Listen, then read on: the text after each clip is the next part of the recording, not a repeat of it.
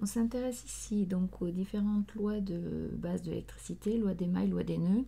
Et d'abord, on va rappeler donc la validité de ces lois valables en ARQS.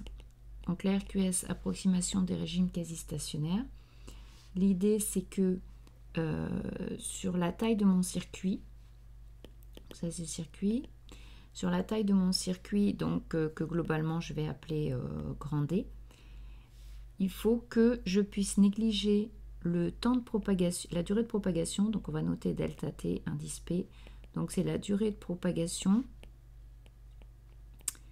donc de l'onde électromagnétique devant ce que je vais appeler grand T, qui va être le temps caractéristique de variation des sources. Alors l'idée, c'est que donc dans mon système, j'ai des sources, c'est-à-dire par exemple un GBF, une pile, etc. Et que elles vont donc émettre une onde électromagnétique qui va se propager, un champ E, un champ B, qui va justement nous donner notre courant dans le circuit, les différentes de potentiel, etc. Et donc, pour pouvoir considérer par exemple qu'à un instant donné, j'ai le courant qui est le même dans tout point d'une maille, d'un circuit, il faut évidemment, ou en tout point d'une branche, pardon, il va falloir que je puisse effectivement considérer que la durée de propagation est extrêmement faible devant ce temps caractéristique de variation des sources, ce qui fait qu'à tout instant, j'ai dans une branche donnée le courant qui est le même. Alors pour faire ça, donc il va falloir que je m'intéresse à la propagation de l'onde. C'est une onde qui se propage, une onde électromagnétique, elle se propage à la vitesse c. Donc la distance d est parcourue à la vitesse c pendant une durée delta Tp. Donc d, ça va être de l'ordre de grandeur de c delta Tp. Donc j'ai juste à remplacer en haut, donc T, le temps caractéristique de variation des sources. Hein, si vous avez des sources qui varient de façon périodique, par exemple avec un GBF, des sources sinusoïdales ou carrées, etc. Grand T, ce sera la période. Donc je remplace dans mon inégalité et je vois que ça va me donner D sur C qui est petit devant grand T. Alors une autre façon de l'écrire, si on a lambda qui vaut Ct, lambda étant du coup la longueur d'onde, si on a une source périodique, on va donc avoir D qui doit être petit devant lambda. Donc c'est une autre façon d'écrire cette approximation. Donc si je reviens pour me rendre compte de quelles conditions ça m'impose au niveau numérique comme valeur, si je note que la fréquence f c'est donc 1 sur t pour un signal périodique, je vais, en remplaçant dans la relation qui est ici, avoir D sur C qui est petit devant 1 sur F. Et donc, je vais trouver que F est petit devant C sur D. Donc, par exemple, en électro et l'électricité, quand vous faisiez vos expériences en TP, grand D était de l'ordre de grandeur du mètre, hein, ça tient sur une table, votre montage. C'est 3 10 puissance 8 mètres par seconde, c'est la vitesse de propagation des ondes électromagnétiques dans le vide. Et donc, on trouve que F doit être petit devant justement 3 10 puissance 8 en Hertz, hein, c'est-à-dire F doit être petit devant 300 MHz. Donc, c'est le cas en général quand vous êtes en électricité, puisque au mieux vous avez un GBF. Le GBF, en gros, on peut aller jusqu'à quelques mégahertz. Donc, vous serez toujours dans ce cas-là en TP. Donc on va admettre qu'on est toujours dans la RQS pour utiliser les lois suivantes. Donc, loi des mailles, loi des nœuds. Alors, je vais circuit fictif, là avec des dipôles, peu importe les dipôles.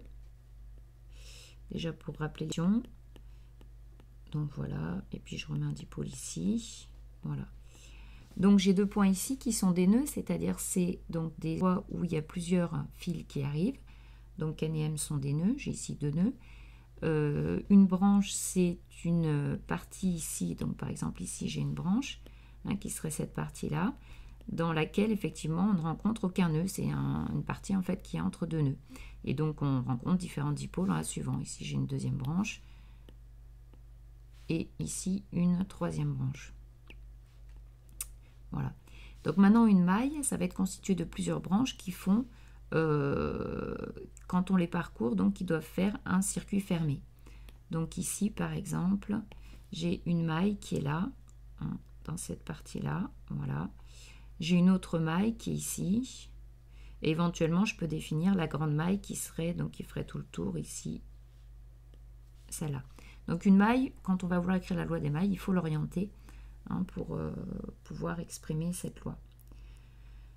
Donc, pour écrire la loi des mailles, donc on a choisi un sens de parcours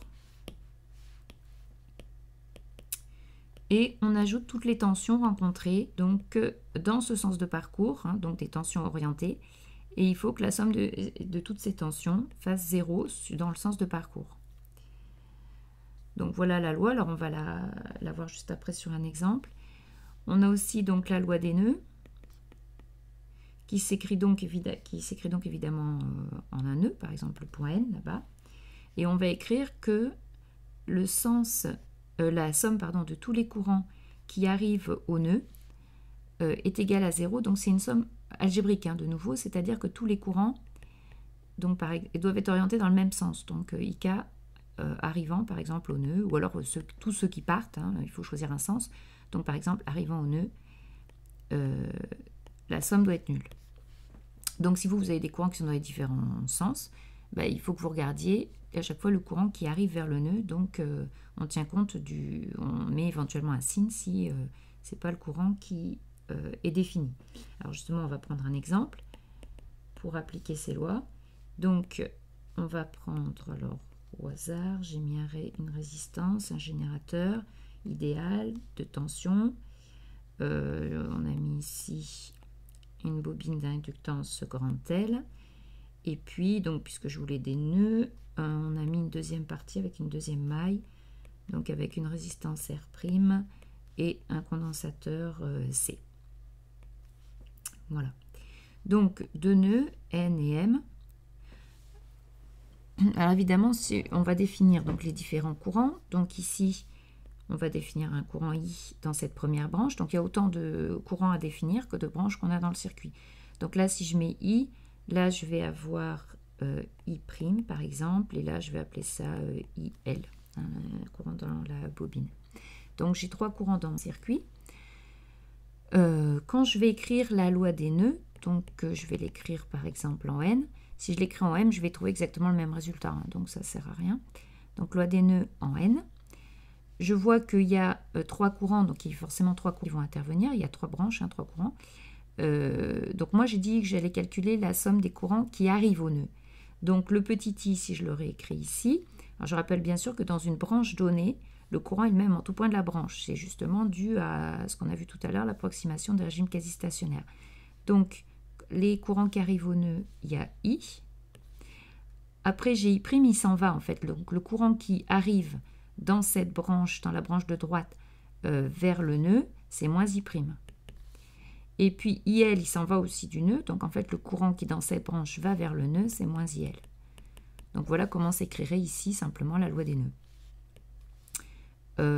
Donc si on écrit maintenant la loi des mailles, alors par exemple dans la première maille, on va choisir un sens d'orientation. Donc je vais dire par exemple que je vais écrire la loi des mailles dans ce sens-là, avec la maille qui est comme ceci, orientée comme ceci. Donc si j'utilise les conventions qu'on avait vues dans l'autre vidéo, là j'ai la convention récepteur pour la résistance qui me donnerait UR qui vaut RI. Hein. Et là toujours pareil, donc en convention récepteur avec le IL ici, j'aurai la tension aux bornes de la bobine qui vaudrait L DIL sur DT. Et là, donc, cette tension-là, en convention cette fois-ci générateur, hein, E est dans le même sens que I, cette tension-là, elle vaut simplement U du générateur qui vaut petit e. Et donc, quand j'écris la loi des mailles, dans la maille de gauche, donc je pars d'un point que je choisis, par exemple d'ici, hein, et j'ajoute toutes les tensions que je rencontre, donc celle-là, plus, bon là il n'y a rien, on considère que dans l'électricité, quand on trace un fil, on considère que la tension aux bornes du fil est nulle. Donc là, il n'y a rien. Cette tension-là ici, donc ça va être UL, et cette tension-là ici, ça va être UR. Et attention, donc la première rencontre, ici, dans le sens vers le bas, ce sera donc moins UE. Donc, j'écris la loi des mailles, tant du point que j'ai défini. Donc, je vais avoir moins UE plus UL plus UR égale 0. Et donc, en remplaçant par les valeurs, je trouve que moins UE, donc c'est moins E, plus L DIL sur DT, plus RI égale 0. Alors, on peut faire de même soit dans la grande maille, donc qui regroupe, donc qui passe par E, R, C et R', soit dans la deuxième petite maille qui fait intervenir L, C et R'. Ça ne sert à rien d'écrire dans les 3 mailles puisque vous allez trouver une équation qui est une combinaison linéaire des 2 autres. Donc on n'a que 2 mailles indépendantes, donc vous choisissez une deuxième maille pour écrire votre deuxième loi des mailles. Donc là par exemple, pour finir, si je l'écris dans la deuxième maille ici, avec un sens d'orientation qui exemple comme ceci, en partant d'ici, je vais donc avoir... Donc je rencontre moins UL, alors je remets comme tout à l'heure les tensions qu'on avait vues précédemment, donc en convention récepteur ici, UR' c'est RI', R', la tension ici en convention récepteur c'est égal, alors on va juste l'écrire UC, oui, parce qu'on avait vu que le I, c'est I' qui vaut C DUC sur DT, donc je vais juste l'écrire comme ça. Et donc, dans la loi des mailles, dans la maille de droite, cette fois-ci, va s'écrire, donc là c'était dans la maille de gauche, et là c'est dans la maille de droite, va s'écrire donc moins UL plus UR' plus UC égale 0. Et après, bien sûr, on peut remplacer par les expressions que j'avais données.